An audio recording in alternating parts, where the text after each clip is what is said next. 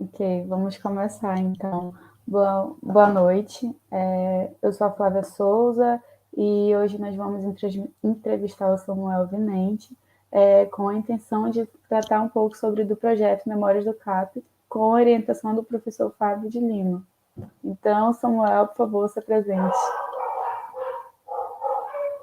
Hoje, cachorros da Flávia. É teus cachorros? Meu... Nossa, desculpa, os meus cachorros. Eu sou Samuel Vinente. Não é meu nome? Uhum. O que você fez na faculdade, o ano que você, enfim, participou do centro acadêmico? Eu ingressei na UFAM em 2011 e até 2014 na Faculdade de Educação, fiz pedagogia. A minha gestão foi em abril de 2013. Abril de 2013 até setembro, agosto de 2013.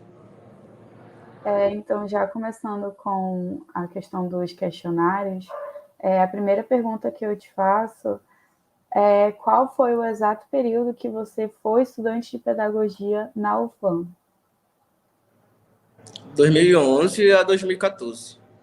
Eu finalizei o 2011. primeiro semestre de 2014, mas só colei grau em 2015, em janeiro de 2015. E desse período, o que te fez estar ligado ao centro acadêmico? Nossa, quando eu cheguei no curso, a gente chega curioso para conhecer os professores, conhecer as matérias. E a primeira coisa que eu fiz foi ser eleito representante de turma. E aí a minha turma era a turma 4, né? A turma 3 era a turma um pouco maior que tinha na época. E a turma 4 era a menor turma. Só que a gente acabou que a gente tinha uma gestão na época, né, que estava no CAP, mas a gente apresentava várias demandas que a gente não era atendido. E, Uhum. e nessa época também, tipo, pelo pessoal ser do sétimo período, quinto período, já estavam pensando no estágio, trabalhando a maioria. Então, acaba que entrava uma gestão com 9 pessoas, mas ficavam 2, 3. E aí a gente sentia a necessidade de movimentar, né, com o pessoal. E aí, em 2012 ainda, no finalzinho de 2011, a gente começou a participar das manifestações, do passe livre, eu, uma sobre a greve das professoras, que foi em 2012. Então, a gente sempre participava com o pessoal que era do CAP da época.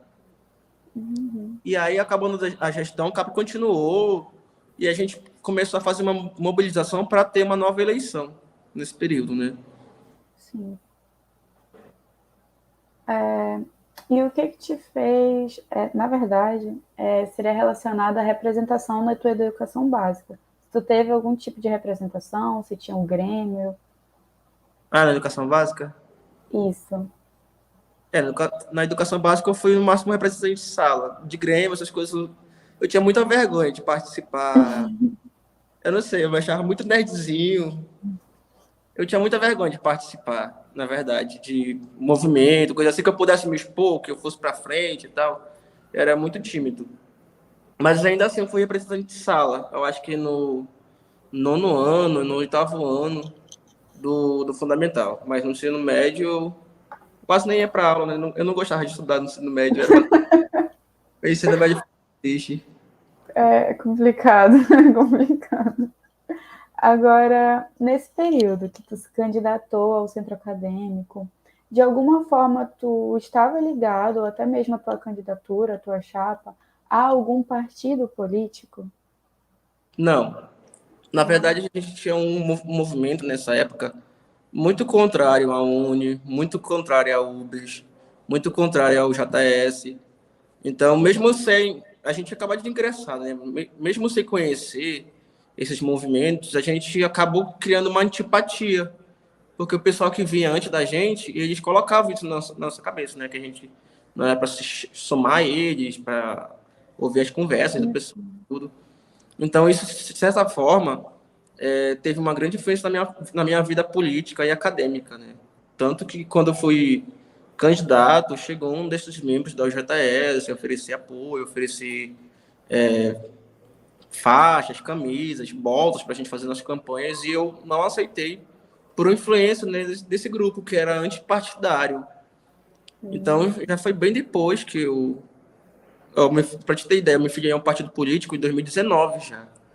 Quase 6 anos depois, né, da participação no CAP. Então, nessa época, os partidos eles começaram a passar por uma influência muito significativa de forma negativa.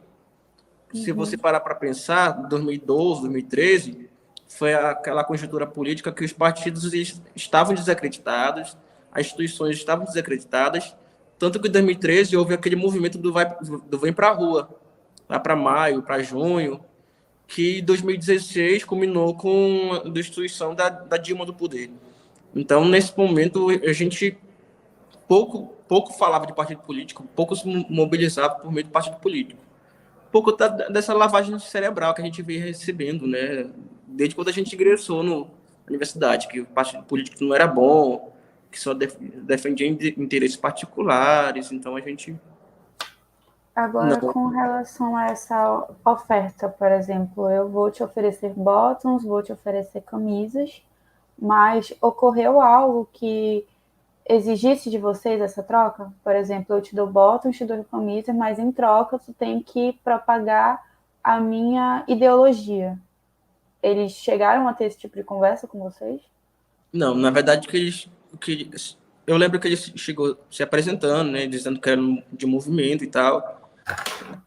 Eu fiquei muito surpreso, porque como que alguém, tipo, de outro curso, de outra instituição, me conhecia? Como que ele chegou até mim, né? Quem foi que falou para ele que eu ia concorrer e tudo? Como é que ele sabia que era eu? Então, minha primeira surpresa foi aí. Como é que me acharam? Como é que me encontraram? E aí, depois disso, foi também o fato de oferecer todo esse suporte, né, para a campanha que a gente faria e não querer nada em troca. Aí perguntei, mas sim, o que vocês vão querer em troca e tal? Não, a gente só quer manter o diálogo, a gente só quer conversar, a gente só quer ter uma abertura com vocês.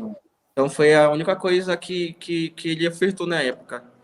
E eu levei isso para a gestão que a gente tinha construído, e por estranhar, né, o fato de me abordarem, o discurso que foram empregando nessa abordagem.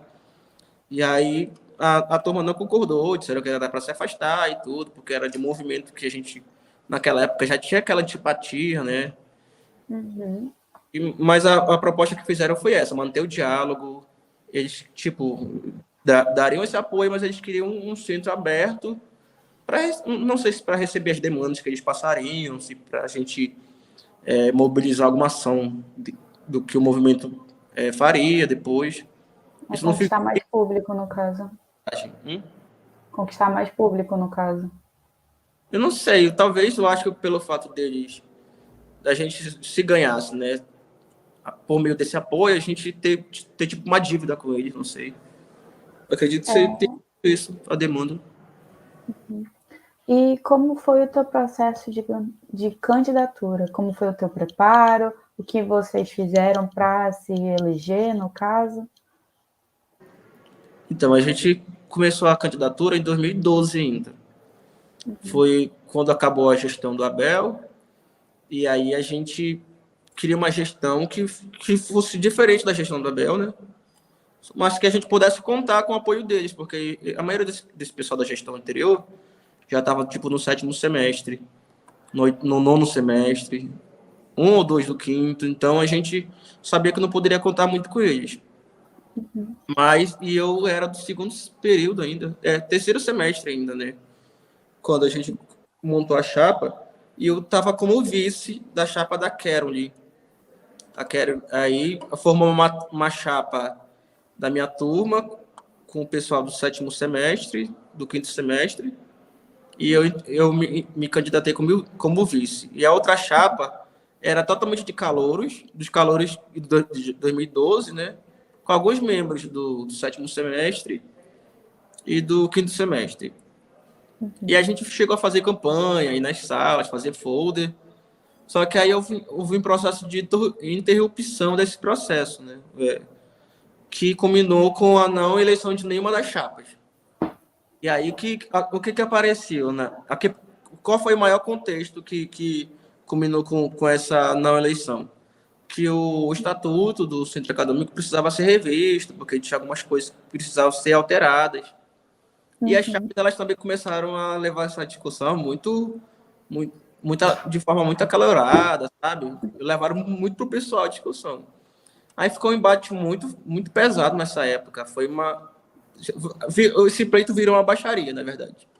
Com coisas pessoais, tipo, trazidas à tona, problemas de sala, conflitos de sala que se afloraram nessas chapas. Né? Tinha colegas da chapa que era da chapa, que era da sala da outra chapa, né?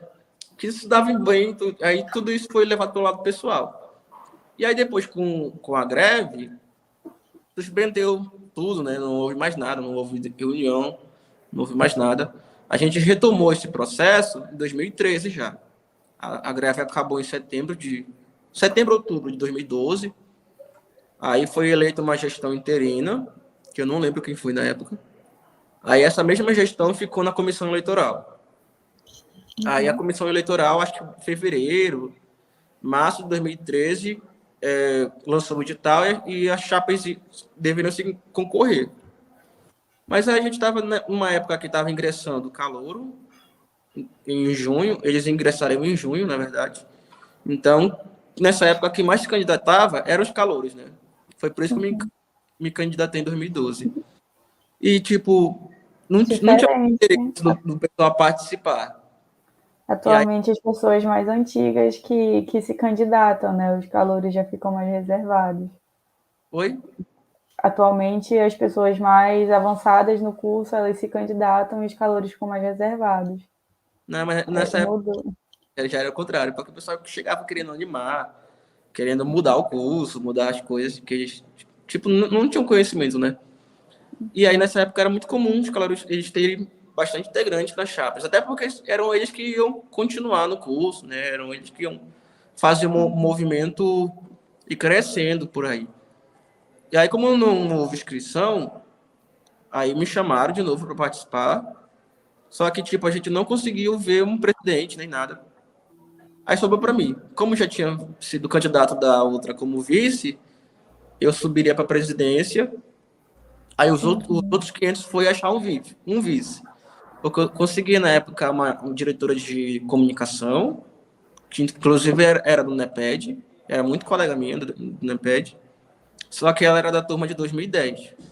Ela era de uma turma anterior à minha. Aí eu consegui me indicaram um tesoureiro, que era da turma de 2013, 2012,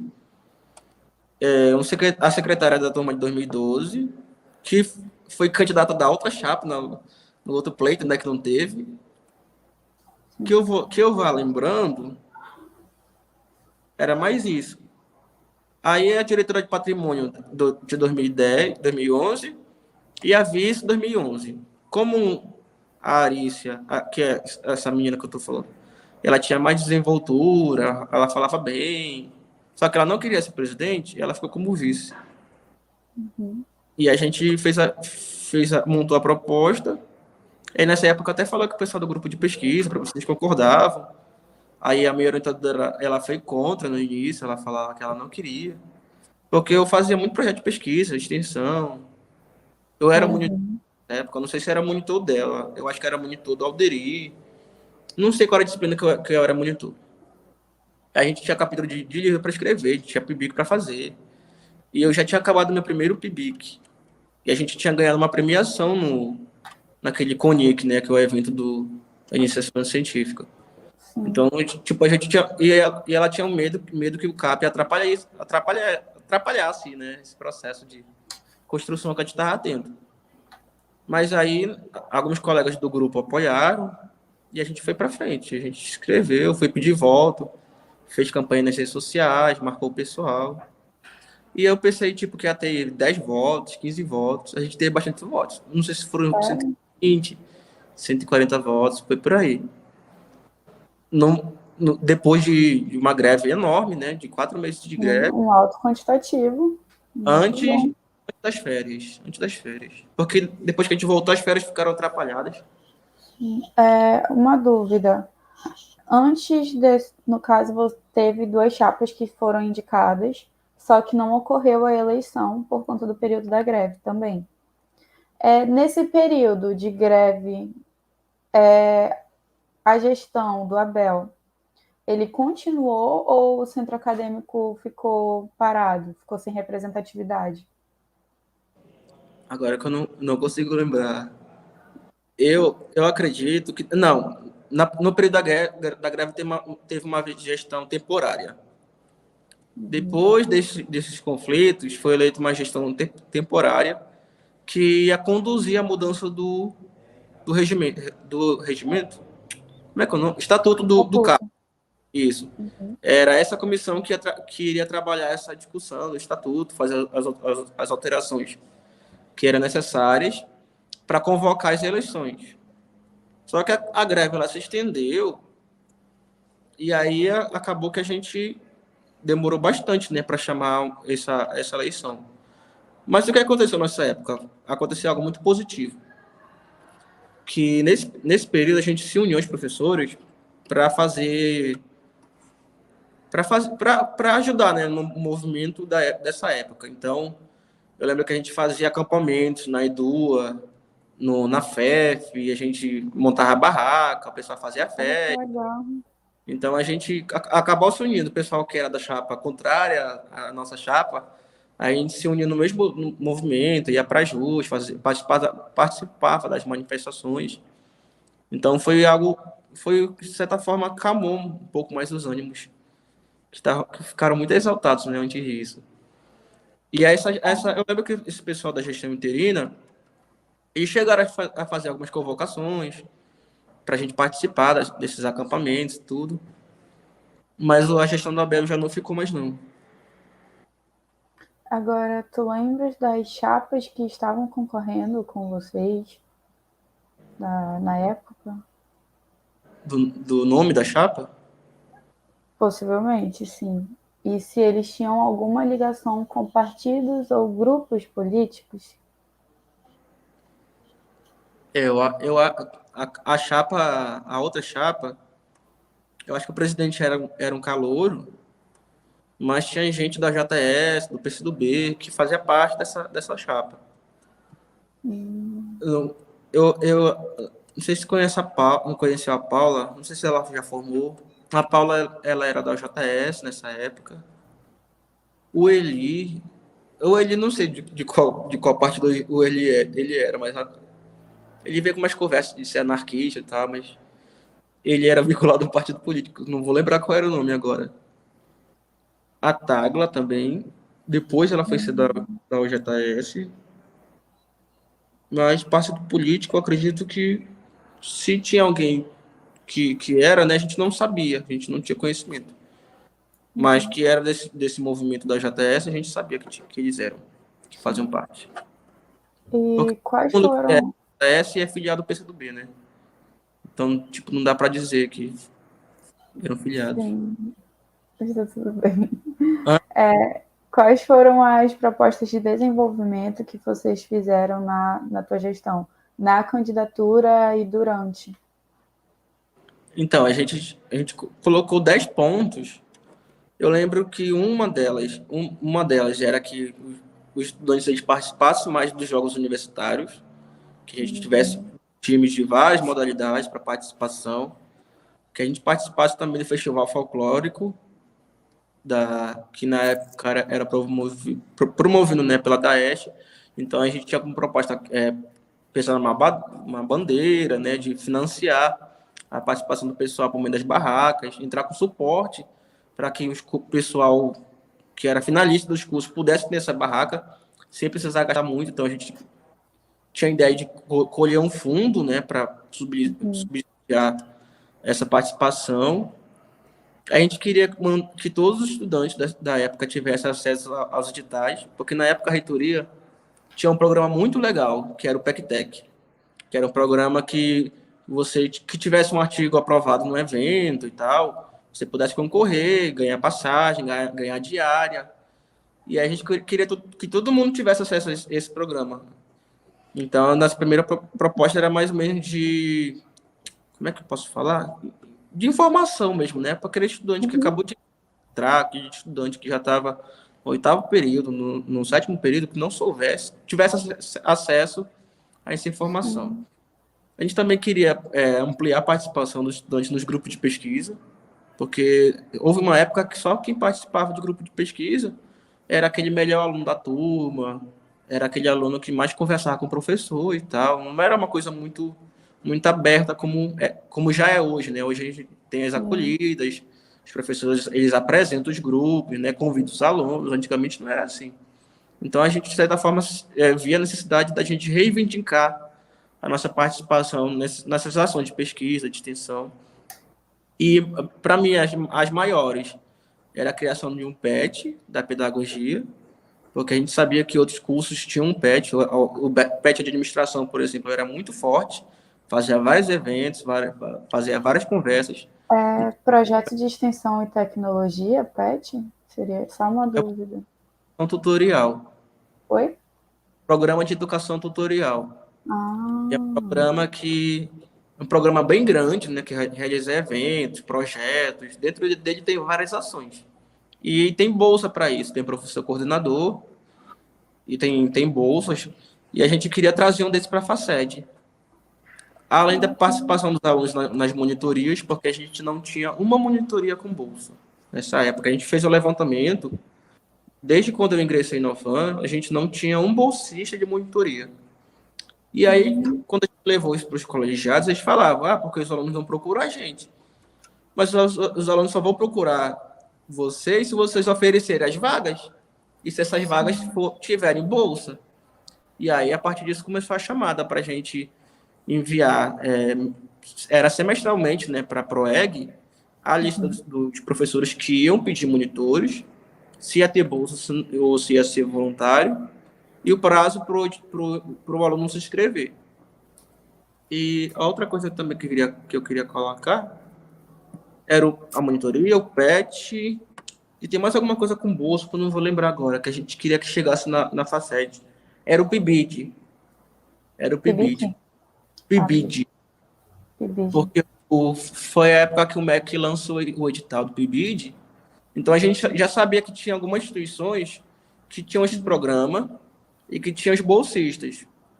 Então a gente queria ver um professor que pudesse ser coordenador desse projeto para fazer a seleção dos alunos. Então foi uma coisa que a gente colocou também em pauta como uma das ações que a gente queria implementar. Na verdade, o que nosso vacilo na época foi pensar em ações que quem deveria implementar era a diretora, entendeu? Era o chefe do departamento. Não caberia coordenação do curso. Coordenação do curso. Não caberia a gente implementar essas ações. Porque muitas delas dependem de ter um professor que se inscreva no edital, que concorra. Mas a gente colocou isso como uma meta, né? Para estabelecer isso como uma meta. E qual dessas atividades que vocês destacaram como importantes para levar durante a candidatura de vocês foram implementadas? Durante a minha gestão, acho que nenhuma. Porque eu encerrei em setembro. Então, setembro por aí. Então, a gente começou as tratativas. Eu conversei com os professores que poderiam ver o PET, né? A gente até começou a conversar com alguns, mas eles não levaram adiante. Então, a gente conseguiu um professor para coordenar o projeto do PIBID.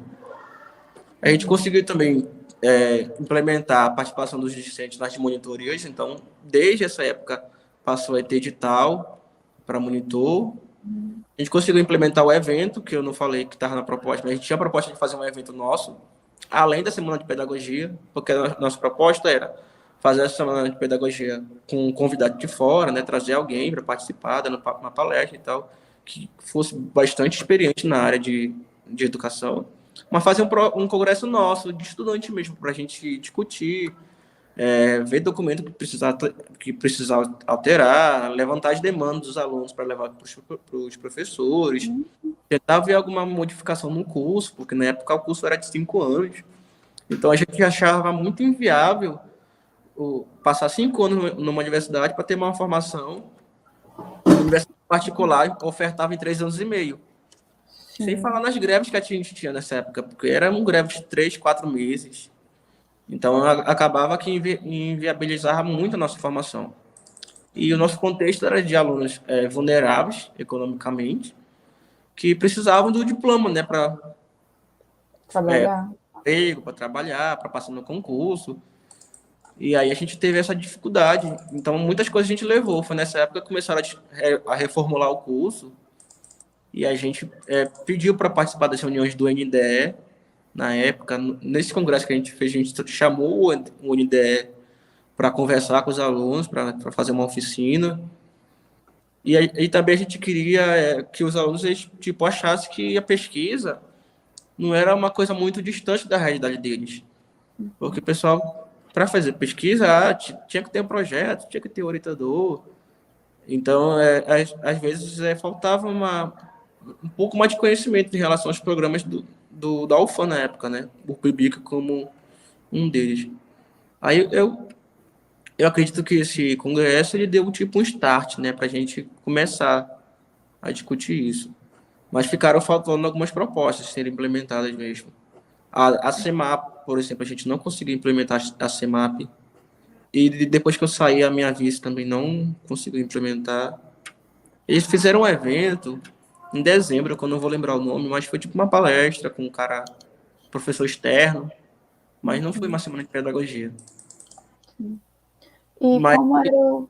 de qualquer forma, Perdão. a gente deu uns passos que a gente precisava dar, né, na Sim, faculdade. com certeza.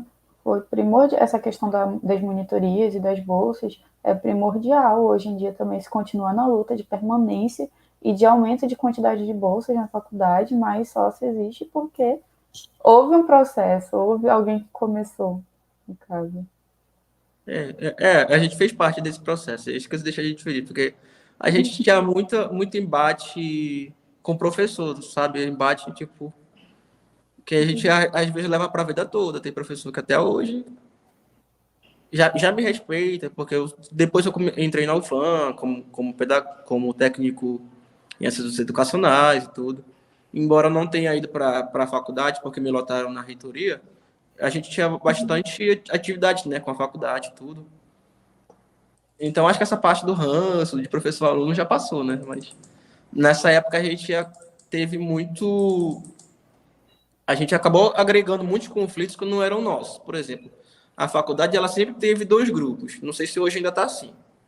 Tem Sim. sempre um grupo de professores aqui que apoiam esses professores aqui. Eles aprovam documentos, eles aprovam pautas. E tem esse outro grupo aqui, que é o grupo que tem mais dinheiro, que tem mais recurso. Porque tem projetos, tipo, a nível de MEC, a nível de CAPES. E aí a gente acabava se metendo, né, nessas confusões desses grupos de professores, que às vezes tipo, a gente nem tinha noção que estava. Por exemplo, digamos que a gente votava numa pauta da reformulação do currículo. Uhum. Um grupo da faculdade nessa época se apropriou dessa discussão, fez as modificações que eram para ser feitas e tudo, e colocou isso para votar. E a gente, tipo, acabava se juntando, sem querer, né, mesmo que sem querer, a um grupo que era contra as alterações desse currículo. Então a gente acabava, né, que, Acabando entrando em um lado que não necessariamente era de vocês. embora a gente defendesse o currículo um pouco mais atualizado, né, porque o currículo ele era ultrapassado, mas a gente também defendia o currículo em menos tempo, menos espaço de tempo. E aí, Uhum. só que quando eles apresentaram a proposta dos dois estágios, a gente foi contra. Porque para a gente os três estágios eram muito importantes. Era preciso tirar alguma disciplina e tal, mas era importante que os três estágios ficassem, nem que fossem carga horária menor. Uhum. E como foi o período que tu atuou no centro acadêmico? Ele era difícil de implementar as propostas? O contexto em que vocês estavam inseridos, com relação à greve também, né, que você comentou que foi uma dificuldade apresentada? Não, a gente não tinha dificuldade em implementar, porque a gente tinha muito apoio dos professores. Tinha professor que a gente tinha uma relação muito boa com os professores. E tirando um ou outro membro que às vezes não entregava trabalho, que não frequentava as aulas, a gente sempre quis criar um grupo que ele fosse um grupo de exemplo, né, para os outros colegas, porque nessa época quem escrevia centro acadêmico, coisa assim, era quem não assistia a aula, quem não entregava trabalho, quem ficava atrasado. E a gente sempre quis ir contra essa ideia, né, que o pessoal construiu de que era do movimento estudantil. A gente queria mostrar que, por mais que você fosse do movimento estudantil, que você fazia pesquisa, que você fazia algum projeto de extensão, que você entregasse os trabalhos, né, que você tinha boas notas. E aí com base nisso, a gente teve bastante apoio dos professores, tanto para executar os projetos que a gente queria executar, quanto mesmo para o apoio para as pautas, né, para os movimentos que a gente tinha. Então, já até respondeu uma pergunta que eu ia fazer depois, mas com relação aos docentes, realmente a comunicação e a relação de vocês eram muito boas, muito boas. Em sua grande maioria. Em sua grande maioria, no caso. A gente participava dos conselhos departamentais e aí eu participava do CONDEP e eu colocava, tipo, o secretário vai participar da reunião do DMT, a tesoureira do DTF, a vice da Plan. Então, a gente sempre dizia o pessoal para participar para a gente sempre estar representado nessas reuniões, né? Aí houve uma época que perguntaram, mas por que tu tá no CONDEP? Ah, porque o CONDEP eu entendo que é do presidente, né, do centro acadêmico. Aí depois começou a aparecer algumas discussões nossas internas mesmo. Por exemplo, a gente organizou o congresso e a gente criou um comitê científico com professores de várias instituições para receber os resumos dos alunos, né, e aprovar ou reprovar para a gente publicar nos anais. E como eu sempre gostei dessa parte de publicação, de editoração, eu conversei com a minha orientadora na época para ela pedir o ISBN da Biblioteca Nacional e, e ver essas tratativas, né, para a gente publicar depois esses resumos. Por ela ser professora doutora, o nome dela ia no material, né? E por eu ter organizado isso, eu achava justo que o meu nome fosse. Aí, alguns membros da chapa já começaram a questionar. Mas por que só foi o teu nome e o dela? Aí, eu acho que nosso ponto negativo de gestão foi nesse sentido, a gente se desentender, não sei se foi uma briga de egos, não vou te falar que foi isso, mas acho que faltou a gente dividir um pouco mais as atividades, né? Ah, você vai fazer isso, mas você vai ser responsável por essa ação, mas os louros que você receber vão ser só para você. Tipo, acho que faltou essa administração. Por exemplo, a diretora de cultura e esporte, ela era muito engajada. Então, ela trouxe um palco da Manaus Cult, duas bandas de rock muito boas. Ela fez um showzaço nesse evento, no final desse evento. E ela organizou os jogos, organizou a participação do pessoal no festival folclórico. Então, o que ela fazia de bom, né? Ela ia colher os frutos pelo bom trabalho dela. Então, ninguém questionou ela quanto a isso, mas o fato do meu nome ter aparecido lá no caderno de resumos, com o da minha orientadora, que foi atrás do ISBN, né, para registrar o material junto à biblioteca, trouxe um pouco de estabilidade, né, para o grupo. Então, acho que foi essa coisa mesmo, gestão dessas coisas, né? Às vezes um trabalha mais que o outro, aí não se sente motivado, né? Não sente que o seu trabalho está sendo reconhecido. E a gente encarou isso também. Eu acho que todas as chapas todos os capos, né, deve ter encarado isso de alguma forma. Sim, agora com relação à direção da FACED e até mesmo os outros órgãos já mencionados dentro da UFAM, como era a relação? Vocês tinham apoio? Houve dificuldades? Houve histórias de conflitos? A direção da faculdade da época, eu lembro que nessa primeira eleição que a gente teve, ela ajudou financeiramente as chapas. Ela ajudou tanto a nossa chapa quanto a outra chapa. Deu com um valor, uma quantia, para a gente se organizar, né? E sempre que ela chegava e falava, não conta para ninguém que você recebeu esse apoio. Aí para outra chapa ela fazia a mesma coisa, não conta para ninguém que você recebeu esse apoio. Então, o apoio, quanto ao apoio financeiro para a eleição teve, nesse primeiro momento. Nesse segundo momento que eu estava com chapa única, a gente já não teve apoio financeiro, mas também a gente não procurou chegar para conversar com a direção, né, apresentar as propostas, a gente não fez isso. Embora eu tivesse muita proximidade com um membro da gestão, né, que no caso era a vice-diretora, a gente não se sentia à vontade, né, de estar pedindo uma coisa que era tipo que envolvia movimento estudantil, né, que não tinha nada a ver com o corpo docente. Quando a gente foi implementar as propostas, principalmente do evento, o evento ele foi tomando proporções muito grandes, porque a gente pensou no evento só para o pessoal da UFAM, para quem quisesse participar, e que a gente não ia lotar nenhum auditório daqueles pequenininho, nem o Alalaú, nem o Jatapu. E a gente criou um site na época, foi alimentando o site, o evento tomou proporções tão grandes que a gente pensou, a gente pegou uma gestão agora sem dinheiro, sem nada, com aquele CNPJ lá para pagar as contas, e aí a gente pensou, por que a gente não faz uma coisa para cobrar inscrição e tal? Aí vamos cobrar dos alunos R$ 5, acho que era R$ 5, e do pessoal que fosse de graduação, para graduação que quisesse apresentar trabalho, um pouco mais caro. E se for de fora, a gente cobra um valor um pouco maior, e para quem é da UFAM, um valor menor.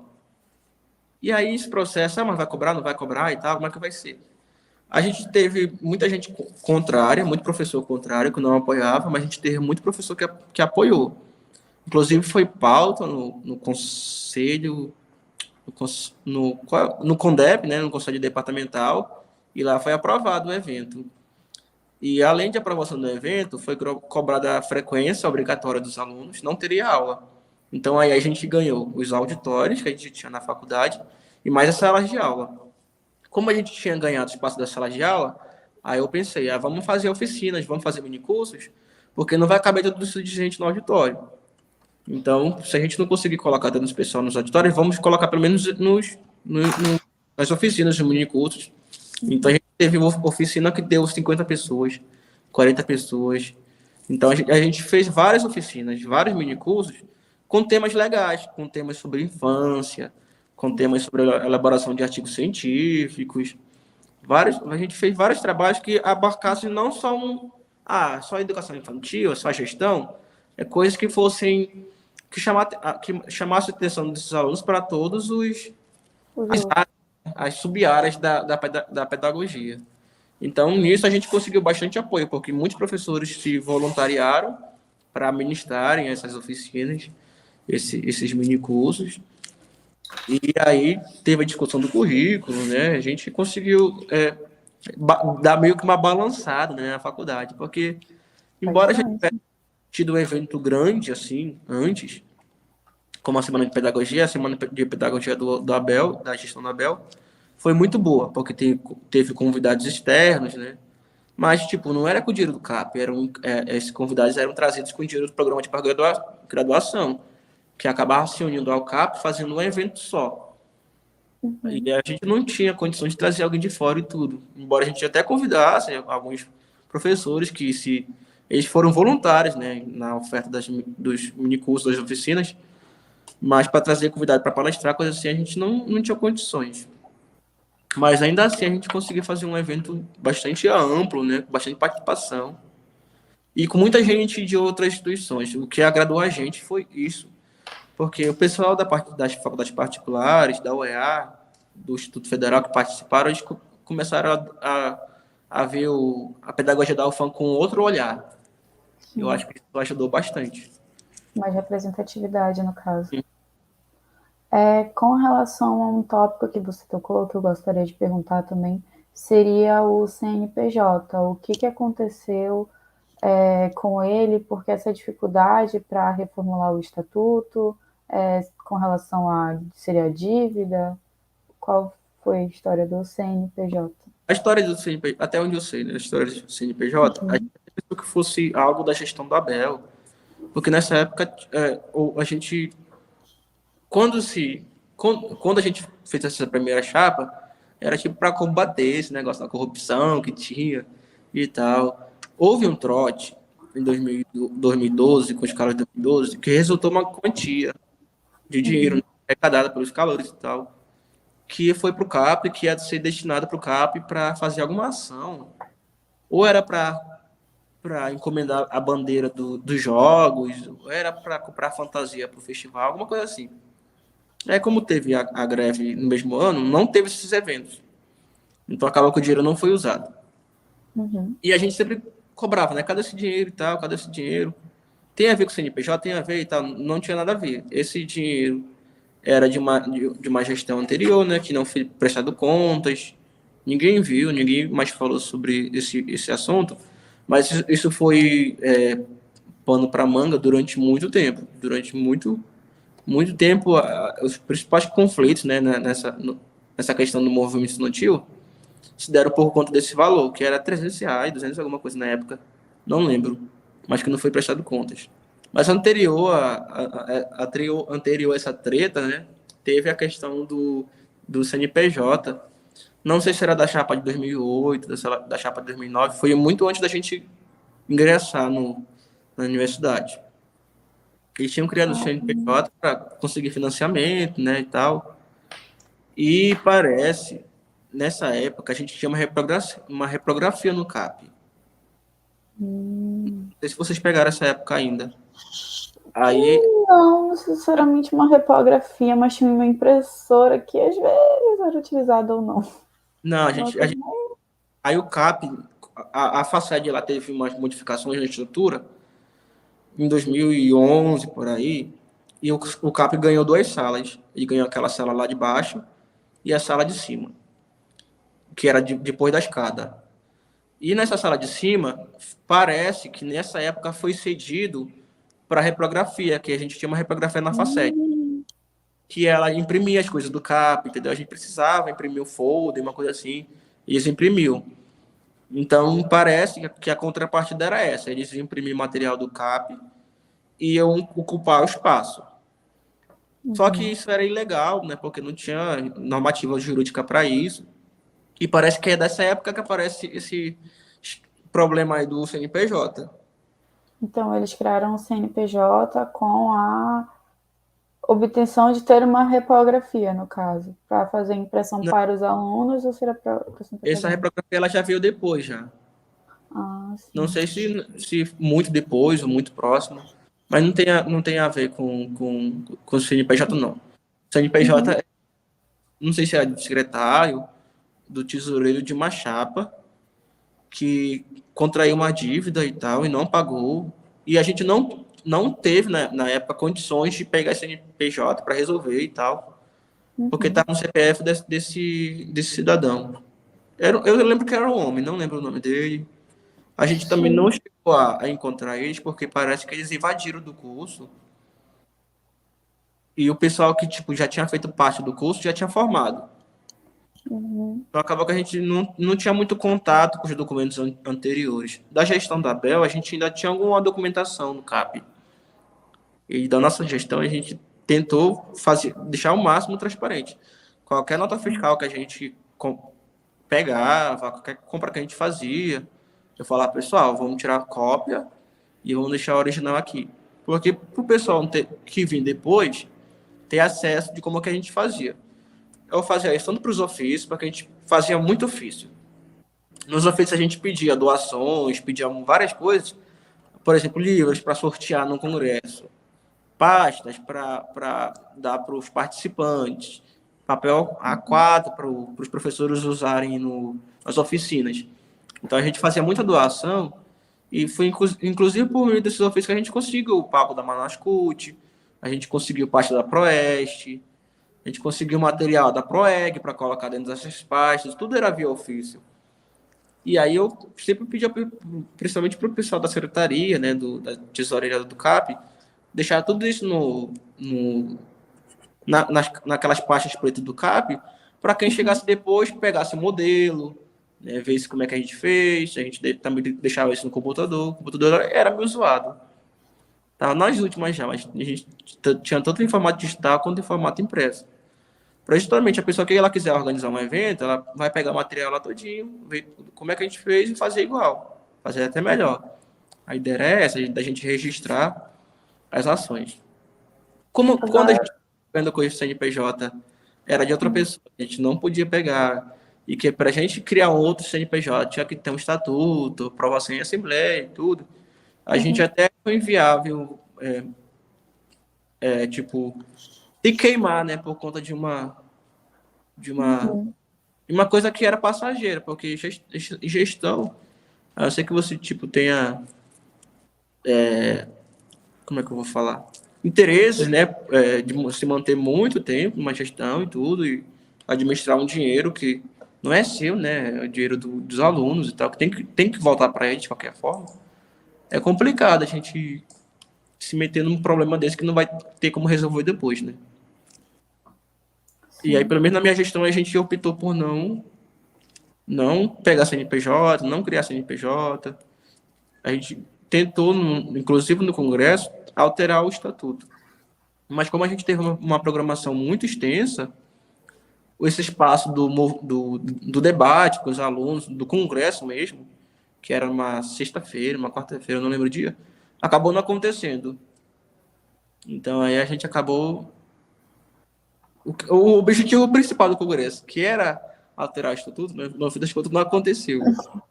É uma coisa que a gente ficou devendo.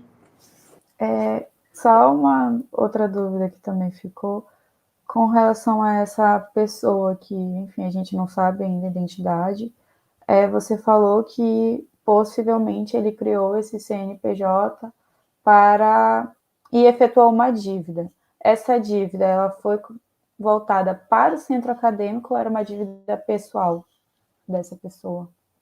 Ó, se foi para o centro acadêmico, não ficou material, não ficou recurso. Porque o que eu lembro que quando a gente pegou o centro acadêmico, a gente tinha um computador que parece que não, que era doação da FACED. A gente não tinha material no centro acadêmico que a gente pudesse falar, esse material foi comprado com dinheiro de uma dívida e tal. Uhum. Então, se a dívida foi contraída pelo centro acadêmico, a gente não viu o resultado dessa dívida, pelo menos no espaço, nos equipamentos, no mobiliário, a gente não viu. Uhum. Talvez tenha sido para um congresso, não sei. Eu também acredito que não, porque a gente não encontrou registros, né? Registros, fotos, qualquer material que levasse a gente a entender que foi contraído uma dívida para pagar alguma coisa e tal. Sim, trouxe algum benefício, no caso. Uhum. Também outra pergunta que eu queria fazer é porque você falou que houve o evento, né? Que vocês traziam pessoas de fora, no caso, não da instituição da UFAM, e com relação à hospedagem, e isso era uma conexão que o centro acadêmico tinha com o PPGE, correto? Ah, não, mas não era na nossa gestão, era na gestão. Não, na antiga gestão, né? Como é que funcionava essa ligação do PPGE com o centro acadêmico? Era por meio de ofício? Tinha algum tipo de relação? Como é que funcionava? A gestão essa gestão anterior à nossa, eles tinham um ponto muito favorável. Era a interlocução com os professores do programa. Então, por exemplo, a diretora da faculdade, ela era, ela era orientadora tanto do presidente do centro acadêmico quanto da secretária. Então, eles tinham essa proximidade, né, com a direção da faculdade, que também era professora do programa. E aí, como eu acredito que o centro acadêmico nessa época não tinha recursos para comprar uma passagem, né, para pagar uma diária, acabaram recorrendo à instituição, né, para financiar esse valor. E eu acredito que foi por ofício, porque a gente às vezes andava pelo centro acadêmico, né, e o pessoal trabalhando, escrevendo correspondências e tudo. Eu acredito que essa relação ela era oficializada assim, porque, por exemplo, a secretária anterior, ela tinha muito esse cuidado, né, de tratar legalmente as coisas. Então, eu acredito que, além desse contato informal que eles tinham, né, por ser orientadora, por ser no mesmo grupo de pesquisa, eles também tinham em oficializar isso por meio dos ofícios. Agora, retornando ao questionário, como que era a comunicação que vocês faziam com os alunos? E como que vocês conseguiram pegar as atividades que o centro acadêmico fazia, as suas políticas também com relação ao direito do aluno, né? E direito que eles poderiam ser conquistados e os seus deveres também. Como é que funcionava essa proximidade de vocês? Olha, a gente até que tinha uma proximidade, a gente tinha um feedback muito bom dos colegas. Porque nessa época a gente criou uns canais de comunicação. Eu lembro que nessa época a gente reformulou a página do CAP, que tinha no Facebook. Então a gente trocou logo, né? Colocou o capa nessa época que apareceu no Facebook. E a gente era muito. Tinha um evento, uma coisa assim, a gente divulgava uma ação da direção, da coordenação de curso. A gente divulgava. Mas a gente também criou uma página no Facebook. Então, nessa época, o Instagram, acho que nem estava começando a aparecer, né, no Brasil. A gente não se apropriou do Instagram. Mas a gente recuperou o blog do CAP anterior. Aí, nesse blog, a gente colocava várias informações, algumas chamadas. Por exemplo, o estudante que ia para o congresso, apresentava artigo e tal. A gente queria fazer a questão de destacar o estudante que era premiado, fazer a questão de destacar para o colega ele se sentir parte, né, da gestão, parte do curso, e para incentivar os outros também a participarem dessas ações. A gente, nesse período, eu lembro que a gente teve um problema com alguns professores do estágio, então eles várias vezes, os alunos várias vezes procuravam a gente, querendo saber como é que eles iam fazer para se adaptar às divisões, porque nessa época o estágio ele ainda não tinha uma regulamentação própria, né, como tem hoje. Daí acabava sendo muito bagunçado o fluxo de aluno matriculado no estágio.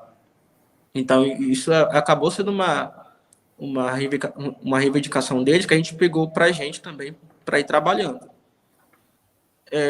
Agora, o que acontecia? Tinha muita gente da gestão que tinha problemas pessoais com colegas, né? Então, eu acho que isso acaba afastando mais os colegas do que aproximando, né? Por conta de um membro, dois membros que, que eram problemáticos com uma turma, por exemplo. Então, isso a gente tentou remediar várias vezes, várias vezes. Então, tinha, por exemplo, coisas que só eu tratava para não tratar com ele junto com a vice, por exemplo, ou com outro membro do CAP. Então, eu aprendi muito nesse processo de gestão com essas relações diplomáticas, principalmente, né? A gente ter diplomacia para trabalhar com todo mundo e desenvolver boas relações com todo mundo. Foi uma experiência muito boa, porque por mais que a pessoa não gostasse de mim, não se desse bem comigo, ela era minha colega, eu estava exercendo o papel de representação dela. Então, a demanda que ela apresentasse, a gente tinha que dar um jeito de resolver enquanto gestão. A mesma coisa em relação aos outros.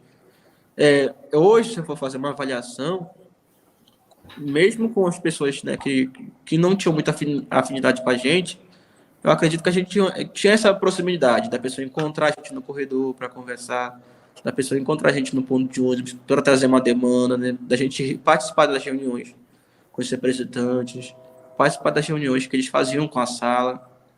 Muita coisa a gente conseguiu resolver com base nesse diálogo que era trazido, né, que era apontado por eles. E como que eram feitas as reuniões do centro acadêmico? Olha, tinha bastante. No início de gestão, a gente reunia direto, era direto mesmo. Não vou te falar que tinha quase todo dia, não, porque a gente organizou um evento, né? Pelo menos a cada 3 vezes por semana a gente reunia. Passando o evento, nossas reuniões começaram a ser semanais. Aí, passando esse fluxo, né, de informações, a gente começou a reunir quinzenalmente. Então, a gente tinha um contexto de reuniões periódicas. Eu acho que nessa época a gente criou um grupo no WhatsApp também para colocar nossas demandas. Eu não vou lembrar, porque também na época que o WhatsApp começou a ganhar Sim, espaço. Mas muita coisa a gente acabava conversando mais no grupo a gente tinha um chat no Facebook, que eu lembro que a gente colocava algumas dessas coisas. Agora, com relação ao espaço físico do centro acadêmico, em que essas reuniões elas eram realizadas, como é que ele era, onde ele era? O espaço físico sempre apertado, né? Sempre pequeno. Não tinha cadeira para todo mundo, né? O pessoal ficava em pé, outro ficava no colo do outro, ficava sentado. A gente usava bastante chão, porque nessa época a gente fez uma limpeza no CAP, a gente levou produto de limpeza, de desinfetante, muita coisa. Então a gente se sentia muito confortável para sentar no chão. E aí a gente fazia as reuniões dessa forma.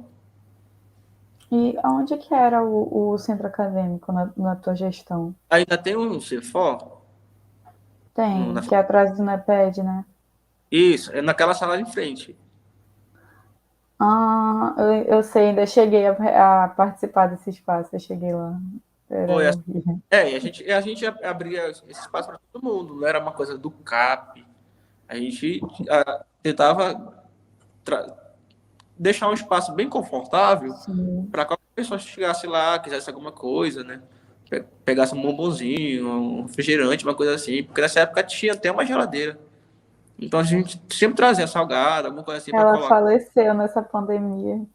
Ah, Era um frigobar pequenininho? era. Então Faleceu na pandemia. o pessoal ficar à vontade, né, com a gente. Até porque tinha muito calor que tinha chegado em 2013. Então, que, tipo, não conhecia a gente. Eles foram conhecer a gente na acolhida que a gente fez e no congresso. Então, é diferente dos outros anos, que a gente fazia a eleição depois que chegavam os calores. Sempre era assim.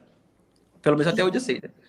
No nosso caso, não. A eleição foi antes, foi em abril, os calores só iam chegar em junho. Então, Caramba, então.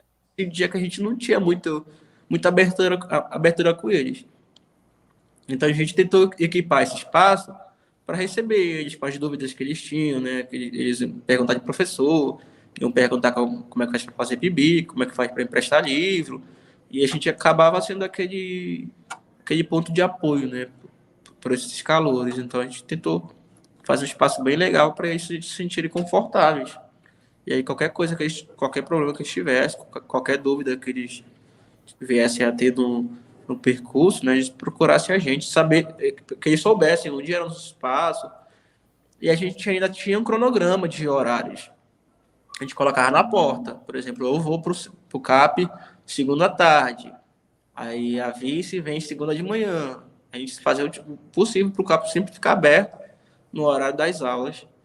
Aí eu não tenho aula quarta-feira, eu posso vir de manhã. A gente sempre revezava para sempre ter alguém atendendo o pessoal do CAP e os professores também, porque os professores eles nos procuravam bastante para levar demanda para os alunos, né, para perguntar sobre alguma coisa que a gente queria fazer.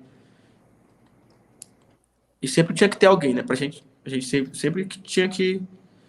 Era muito triste chegar alguém e não encontrar a gente lá, porque a gente sabia, né, que Uhum. o aluno ia embora com uma dúvida, a gente não ia poder responder, ia trazer uma demanda, a gente não ia estar para ajudar. E já finalizando a nossa entrevista, por fim, a última pergunta. Oi? Uma hora já. Sim. Já chegando à nossa última pergunta, qual seria a mensagem que você gostaria de deixar para as novas gestões do CAP, para os novos alunos, para o futuro da nossa representação estudantil? E é isso. O que tu gostaria de deixar para a gente, né? Me senti um ansiosinho agora. Não, é história, poxa, foi significativo demais a trajetória. Tipo, agora eu bateu, né, realmente, vai fazer 10 anos já que eu assumi a gestão, né? E aí eu fico, de vez em quando eu lembro, né, o que eu evoluí de lá para cá, né, o que eu aprendi, o que eu construí todo esse tempo. Eu acho que eu sou um dos poucos exemplos de alguém que, tipo, ficou na gestão, que hoje tem um doutorado, por exemplo. Sendo presidente, né, tendo sido presidente. É claro que a gente Uhum. tem vários colegas que hoje estão em mestrado, hoje estão em doutorado, alguns já são mestres, E eu sempre tive como espelho, por exemplo, a professora Ana Cristina, que é professora da FAPC, professora Rony, que fez parte do centro acadêmico e é doutora. Esses Ela fez bons parte do centro acadêmico? parte do centro acadêmico. Eu vou falar com ela, obrigada. Professora Rony, professor Jacó, quem mais que fez parte, que eu vou lembrar agora. Não sei se a Ashda fez. Eu acho que a professora da Plan, como é que é o nome dela? Que estudou ensino médio? Ensino médio? É.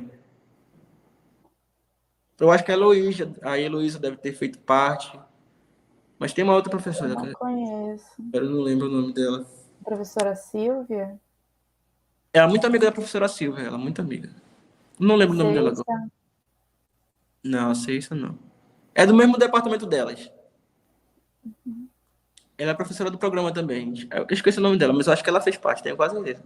E aí, nesse congresso, que a gente queria discutir o movimento estudantil, eu pensei em fazer uma mesa só com professores que foram do centro acadêmico.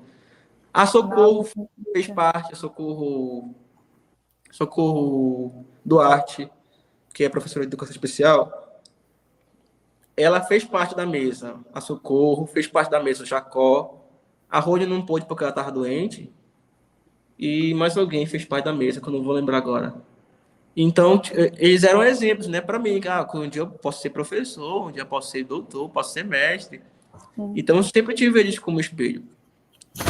Eu sempre achei muito importante que a gente não só ficasse reclamando nos corredores, ficasse reclamando na sala de aula, né, que a gente tivesse um espaço de representação junto com os professores.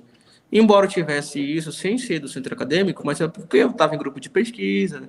Meu grupo de pesquisa era muito articulado com a FACED, com a diretora da FACED e tudo. Então a gente conseguia conversar bastante coisas com isso. Mas no caso daqueles professores que não fazem, daqueles alunos que não fazem parte do grupo, né, que só vão para a aula e vão para casa depois, com quem que eles podem contar? E aí foi por isso que a gente se colocou como alternativa, né, como proposta de gestão, que esse pessoal que tipo só vai para a aula porque tem que trabalhar depois, né, tem que cuidar do filho, Uhum. eles pudessem contar com a gente para levar as demandas deles nas reuniões, nos colegiados e por aí. Hoje eu aprendi muito na gestão, né? Eu tive alguns problemas de comunicação com meus colegas da gestão, né? Eu acho que foi mais isso que fez que permitiu com que eu não encerrasse a gestão como eu queria, né? Num prazo de 12 meses. Esses embates, eu achei muito desnecessário algumas coisas colocadas, e eu sempre tive esse foco, né, da pesquisa, da extensão, eu sempre gostei muito. Eu comecei a fazer PIBIC no segundo semestre do curso, e eu acabei, já me engatei com o mestrado porque eu gostava de pesquisar. Então, eu sempre tive mais ou menos convicção do que eu queria. E quando eu vi que o CAP tirava isso de mim, né, de certa forma, e viabilizava isso, eu optei por me afastar, mas continuando participando no movimento estudantil. Continuei participando das mobilizações, das greves, do que aparecia, continuei participando. Claro, sem estar no centro acadêmico. Eu acho que isso é cada vez mais importante nos dias de hoje, né? Que os nossos alunos, os nossos colegas, né? Eles tenham essa vivência da gestão, do quanto a gestão é importante, do quanto ela faz parte e do quanto ela ensina a gente, porque um dia a gente vai ser gestor. Eu da mesma forma que fui aluno, que fui servidor, fui diretor de departamento na reitoria, né, na pró-reitoria de inovação. Então, muita coisa que eu fiz na minha gestão enquanto diretor, eu lembrei de quando era presidente do centro acadêmico, né, da experiência que eu tive. Eu fui representante técnico administrativo no CONCEP. E muita coisa do que eu debatia nesses conselhos, eu lembrei na minha participação nas reuniões de departamento, nas reuniões do CONDEP, com a direção da faculdade, com os professores dos departamentos. Então é uma experiência que eu levo para a vida inteira, né? Levo para a vida inteira. E seria muito bom que cada aluno, que cada estudante se engajasse, sem esquecer a pesquisa, sem esquecer o ensino, sem esquecer a extensão, porque são muito importantes, mas a participação política, ela faz uma diferença muito grande na nossa formação. Eu devo muito da minha formação, muito do meu ativismo, né, da minha participação no movimento estudantil ao fato de ter sido representante de sala e ao fato de ter sido presidente também do centro acadêmico. Acho que é isso. Muito obrigada, de verdade, por disponibilizar o teu tempo, por disponibilizar as tuas memórias e os teus relatos. De verdade, eu estou eternamente grata pela ajuda. E acho que. Passa o contato desse pessoal, que eu acho que eles vão te ajudar. Mas eu acho que conseguindo falar com a Rony, ela já vai te dar uma lista dos professores que foram do centro acadêmico. Eu só Porque. vou encerrar a transmissão, tá bom? Uhum. Obrigada.